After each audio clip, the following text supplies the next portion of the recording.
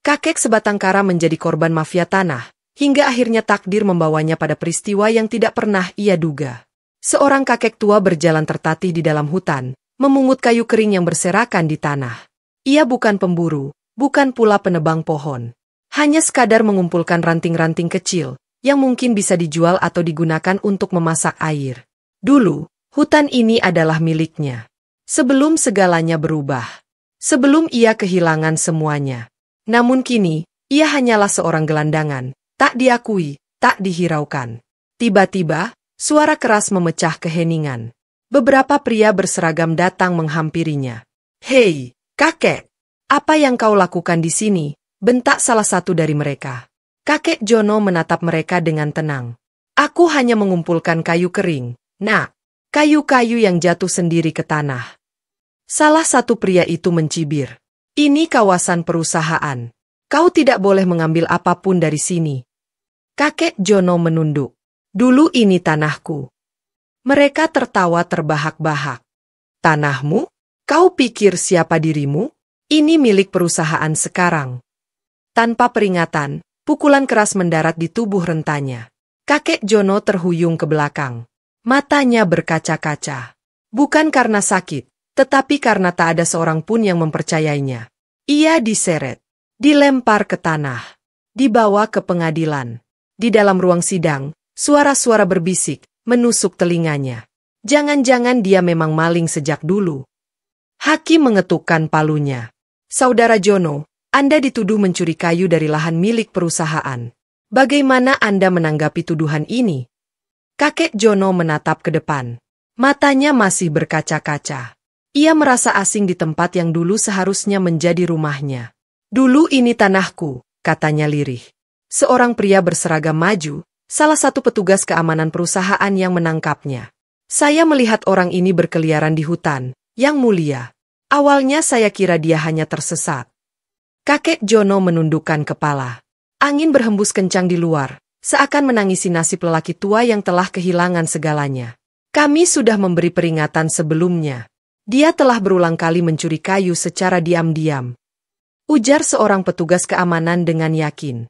Hakim mengangguk pelan, sementara orang-orang di ruangan mulai berbisik. Beberapa menggelengkan kepala, seakan sudah yakin bahwa kakek Jono bersalah. Jaksa berjalan mendekati kakek Jono, matanya penuh keyakinan bahwa ia akan memenangkan kasus ini. "Saudara Jono, apakah Anda memiliki pembelaan?" tanyanya. Kakek Jono menatap meja di depannya, menarik napas dalam sebelum menjawab dengan suara lemah. "Itu bukan kayu milik perusahaan. Itu kayu yang jatuh dari pohon. Aku hanya mengambilnya untuk keperluan sendiri." Jaksa tertawa kecil.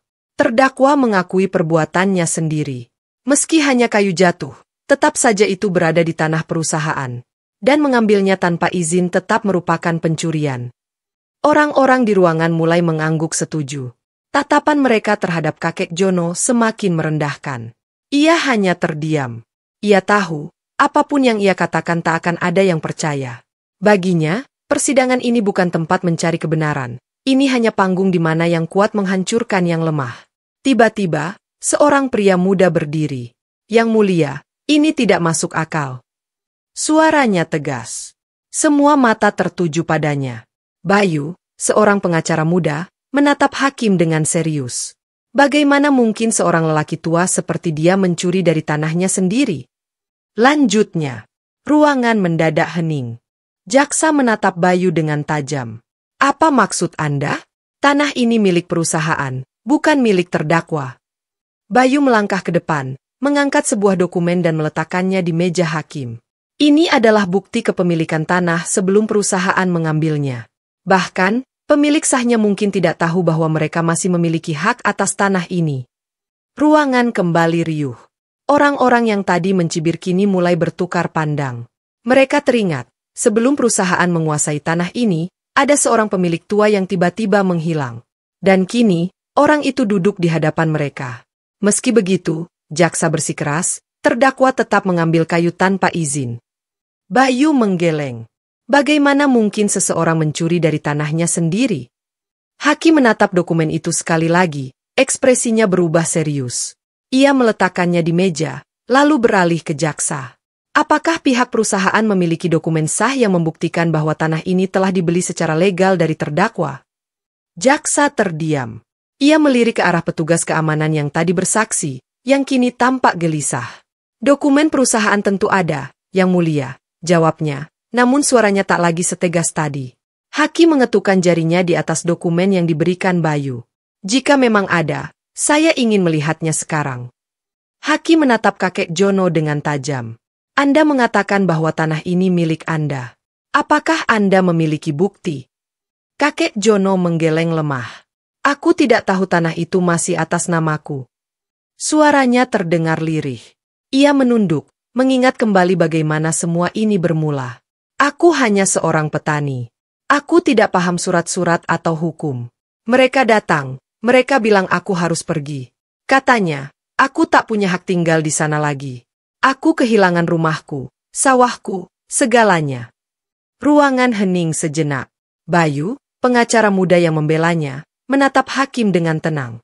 Yang Mulia, apakah ada bukti bahwa perusahaan ini benar-benar membeli tanah tersebut secara sah? Jaksa masih terdiam. Hakim mengulang pertanyaannya, kali ini dengan nada lebih tegas. Apakah ada dokumen yang menyatakan bahwa tanah ini dibeli dari saudara Jono dengan proses yang sesuai hukum? Jaksa menelan ludah. Kami harus mengecek kembali, Yang Mulia. Bayu tersenyum tipis dan melangkah maju. Saya rasa kita semua tahu jawabannya. Jaksa menatapnya tajam. Anda tidak bisa menyimpulkan sesuatu tanpa bukti. Tepat sekali, Bayu mengangguk. Maka mari kita lihat buktinya. Jika perusahaan benar-benar memiliki dokumen kepemilikan yang sah, mereka harus menunjukkannya sekarang. Hakim mengetukkan palunya. Saya memberikan waktu 24 jam kepada jaksa untuk menghadirkan dokumen kepemilikan tanah ini. Jika tidak ada bukti yang sah, maka tuduhan pencurian terhadap terdakwa harus dibatalkan. Ruangan menjadi riuh. Orang-orang berbisik, menyadari bahwa kasus ini jauh lebih besar dari sekadar mengambil kayu kering. Di tengah kekacauan itu, hakim kembali mengetukkan palunya. Saya ingin kakek Jono dibebaskan dari segala bentuk penahanan atau pembatasan hingga bukti sah dari pihak jaksa ditemukan.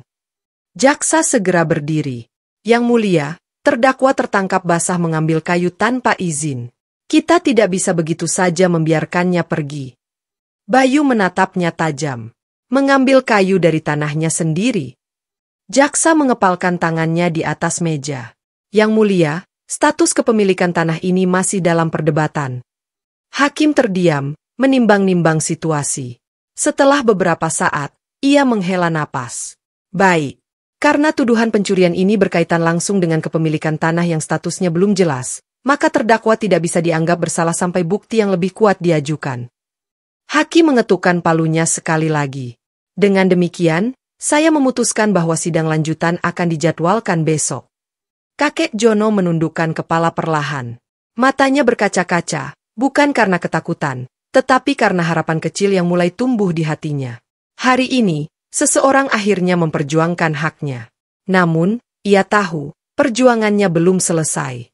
Tangan kakek Jono masih terborgol, namun ia tahu, pertarungan ini belum selesai. Tanahnya telah dirampas tanpa sepeser pun ganti rugi. Mereka tidak membelinya secara sah, hanya menggunakan kekuatan dan pengaruh untuk mengusirnya. Aku pikir, aku yang bodoh, gumamnya pelan. Aku yang salah. Aku yang gagal menjaga apa yang menjadi milikku sendiri. Suaranya bergetar, dipenuhi kehilangan. Bukan hanya kehilangan tanahnya, tapi juga kehilangan kepercayaan pada keadilan. Bayu terdiam, merasakan kepedihan yang begitu dalam. Ia tahu, tidak ada yang lebih menyakitkan daripada kehilangan sesuatu bukan karena kesalahan sendiri, melainkan karena ketidakadilan yang dibiarkan begitu saja. Kakek Jono menghela napas panjang, lalu tersenyum kecil, senyum yang dipenuhi kepedihan. Aku bisa memilih. Katanya lirih. Tapi aku tidak tahu, apakah masih ada yang bisa diperjuangkan. Angin malam bertiup semakin kencang, membawa serta pertanyaan yang menggantung di udara. Keesokan harinya, sidang kembali dilanjutkan. Bayu berdiri di samping kakek Jono, matanya tajam menatap meja jaksa. Di sisi lain ruangan, perwakilan perusahaan tampak tegang. Jaksa yang kemarin begitu percaya diri, kini terlihat gelisah. Ia membawa sebuah map coklat di tangannya, tapi tak segera membukanya. Hakim mengetukkan palu. Kita lanjutkan sidang. Apakah pihak jaksa telah membawa dokumen kepemilikan tanah seperti yang diminta? Jaksa berdeham, melirik seorang pria berkemeja rapi yang duduk di barisan depan, perwakilan perusahaan. Pria itu menatapnya tajam, memberi isyarat untuk segera bicara. Dengan sedikit ragu, jaksa akhirnya membuka mapnya. Yang mulia, setelah kami meneliti kembali arsip perusahaan, kami menemukan beberapa dokumen transaksi terkait tanah ini. Ruangan hening. Semua menunggu kelanjutannya. Namun, kami tidak dapat menemukan bukti pembayaran atau surat jual beli yang ditandatangani oleh terdakwa. Suasana mendadak riuh. Bisikan memenuhi ruangan. Hakim mengetukkan palu. Jadi, Anda tidak memiliki dokumen yang membuktikan bahwa perusahaan membeli tanah ini secara sah dari saudara Jono? Jaksa menghela napas. Yang mulia. Gumaman semakin keras. Beberapa warga desa yang kemarin mencibir kakek Jono kini saling berpandangan, menyadari kenyataan yang selama ini tersembunyi. Hakim kembali berbicara dengan suara tegas. Jika tanah ini masih atas nama kakek Jono, dan tidak pernah ada transaksi jual beli yang sah, maka dengan ini saya menyatakan bahwa kepemilikan tanah tetap berada di tangan terdakwa. Tuduhan terhadapnya dinyatakan gugur. Bayu tersenyum lega. Namun, di sampingnya, kakek Jono hanya duduk diam. Ia menang. Tapi mengapa hatinya masih terasa kosong? Ruangan pengadilan masih sunyi ketika hakim melanjutkan keputusannya. Selain itu, kami akan mengeluarkan surat perintah agar kepemilikan tanah ini dikembalikan kepada pemilik aslinya. Semua mata tertuju pada kakek Jono. Ia menunduk, tangannya menggenggam erat kain celananya.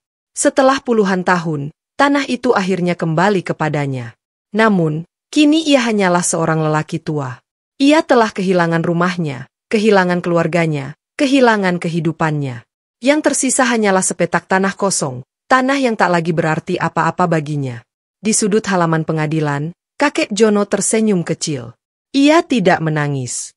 Ia hanya berdiri di sana, membiarkan semua emosi berputar di dalam dirinya seperti pusaran air yang tak tahu harus mengalir kemana.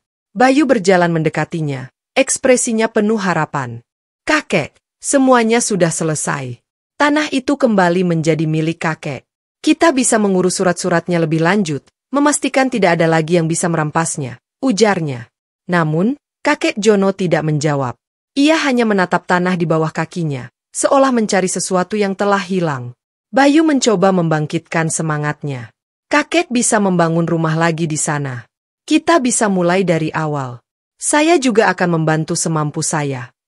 Untuk pertama kalinya sejak persidangan dimulai, kakek Jono menghela napas panjang. Suaranya serak, lelah. Aku sudah terlalu tua untuk memulai lagi. Katanya pelan. Apa gunanya tanah itu bagiku sekarang? Rumah yang dulu ada di sana sudah hilang. Istriku sudah pergi. Tidak ada lagi yang menungguku. Bayu terdiam. Kata-kata itu menyesakkan dadanya. Kakek Jono tersenyum kecil, penuh kelelahan. Bukan rumahnya yang aku butuhkan. Bukan juga tanahnya. Ia menatap ke kejauhan. Aku hanya ingin waktu yang telah hilang. Keheningan menyelimuti mereka. Tak ada yang bisa mengembalikan waktu. Tak ada yang bisa menghapus puluhan tahun kesendirian yang telah dilalui kakek Jono. Tanah itu kembali kepadanya, tapi hatinya telah lama kosong. Untuk pertama kalinya, semua orang di sekelilingnya sadar, bukan tanah itu yang penting, melainkan hidup yang telah terenggut darinya. Mereka ingin meminta maaf. Mereka ingin menebus kesalahan. Tetapi bagaimana? Bagaimana caranya menggantikan sesuatu yang telah hilang begitu lama? Kakek Jono menghela napas panjang. Suaranya lirih, nyaris seperti bisikan. Selama ini aku hidup tanpa tujuan. Aku berpikir, mungkin memang sudah waktunya pergi. Tidak ada lagi yang menunggu. Tidak ada lagi yang peduli. Bayu menatapnya, matanya berkabut. Kek, jangan bicara seperti itu. Tiba-tiba, seorang anak kecil muncul dari kerumunan. Ia mengenakan baju lusuh, kakinya tanpa alas. Dengan hati-hati, ia menyodorkan sesuatu di tangannya, sepotong roti. Kek, ini buat kakek, katanya pelan. Kakek Jono terdiam, menatap roti itu. Anak kecil itu tersenyum, senyum polos tanpa beban. Dan untuk pertama kalinya setelah bertahun-tahun, kakek Jono merasakan sesuatu yang hangat di hatinya. Ibuku dulu pernah berkata, selama masih ada seseorang yang peduli, kau tak benar-benar sendirian. Kakek Jono menggigit roti itu perlahan. Air mata jatuh di pipinya yang penuh keriput. Untuk pertama kalinya dalam bertahun-tahun, ia merasakan sedikit kehangatan di dalam dirinya. Tanah itu kini kembali kepadanya. Kebenaran akhirnya terungkap. Orang-orang kini sadar akan ketidakadilan yang telah terjadi. Namun, tanah itu tetap kosong. Bayu duduk di dekatnya, diam sejenak sebelum akhirnya berkata, "Kek, bagaimana kalau kakek kembali ke tanah itu?" Kakek Jono tersenyum samar. Ia menatap Bayu dengan penuh kelembutan. "Apa yang harus kulakukan di sana?" Suaranya lirih. "Kami semua bisa membantu membangun kembali, Kek." Kakek tidak sendirian, Bayu mencoba meyakinkan. Namun, kakek Jono menggeleng pelan. "Aku bukan lagi lelaki yang dulu punya semangat untuk membangun. Aku sudah tidak seperti kalian. Nah, aku lelah." Bayu terdiam, merasa sesak mendengar kata-kata itu. Ia ingin mengatakan sesuatu, ingin meyakinkan bahwa masih ada harapan, bahwa hidup belum berakhir. Namun sebelum ia sempat bicara, kakek Jono melanjutkan, "Aku tidak ingin tanah itu untuk diriku sendiri." Suaranya lirih, nyaris seperti angin yang berbisik. Bayu menatapnya, bingung. "Aku ingin tanah itu menjadi rumah bagi mereka yang kehilangan tempat tinggal seperti aku dulu," lanjut kakek Jono. Air mata hampir jatuh dari mata Bayu. Ia tidak menyangka lelaki tua yang telah dirampas segalanya masih memiliki hati untuk memberi. Malam itu, keputusan dibuat. Bukan untuk membalas dendam. Bukan untuk sekadar mengambil kembali sesuatu yang telah hilang. Tapi untuk memberikan sesuatu yang lebih besar dari sekadar kepemilikan. Beberapa bulan kemudian, di atas tanah yang dulu hampir direbut secara paksa, kini berdiri sebuah rumah sederhana. Bukan rumah megah. Bukan bangunan besar yang penuh kemewahan. Tetapi sebuah tempat perlindungan. Tempat bagi mereka yang terlantar, mereka yang membutuhkan atap untuk bertahan hidup. Orang-orang kini mengenal tempat itu sebagai Rumah Jono. Sebuah rumah bagi mereka yang tak memiliki tempat untuk pulang. Dan untuk pertama kalinya setelah puluhan tahun merasa sendirian, kakek Jono merasa pulang.